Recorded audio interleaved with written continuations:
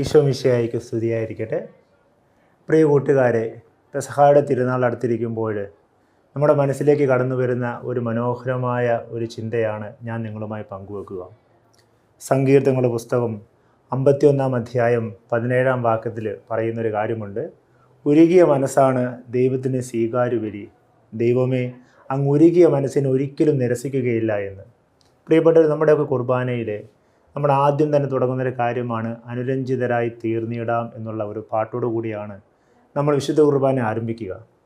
നമ്മൾ പെസഹായുടെ ആ മനോഹരമായ ചിത്രത്തിലേക്ക് നോക്കാൻ നേരം നമുക്ക് കാണാൻ പറ്റുന്ന കാര്യമാണ് ഈശോ ശിഷ്യന്മാരുടെ പാദങ്ങൾ കഴുകി വിശുദ്ധ കുർബാന ആരംഭിക്കുന്ന ആ ഭാഗം. പ്രിയപ്പെട്ടവരെ, അവിടെയും ഈശോ പഠിപ്പിക്കുന്നൊരു കാര്യമുണ്ട്. ഉരുകിയ മനസ്സോടുകൂടി, കഴുകപ്പെട്ട പാദങ്ങളോടുകൂടി, കഴുകപ്പെട്ട മനസ്സോടുകൂടി ബലിയിലേക്ക് കടന്നു വരാൻ നമുക്ക് സാധിക്കണം. ഈ നോമ്പ് കാലഘട്ടത്ത്, പ്രത്യേകിച്ച് ഉയർപ്പിനൊരുങ്ങുന്ന ഈ കാലഘട്ടത്തിൽ പ്രിയപ്പെട്ടവരെ, ഉരുകിയ മനസ്സോടുകൂടി ഓരോ ബലിക്കും അണയുവാനും തമ്പുരാന്റെ കരങ്ങളിൽ നിന്ന് അനുഗ്രഹം പ്രാപിക്കുവാനും നമുക്ക് ശ്രമിക്കാം. ഈശോ നമ്മെല്ലാവരെയും അനുഗ്രഹിക്കട്ടെ. ഈശോ മിശിഹായ്ക്ക് സ്തുതിയായിരിക്കട്ടെ.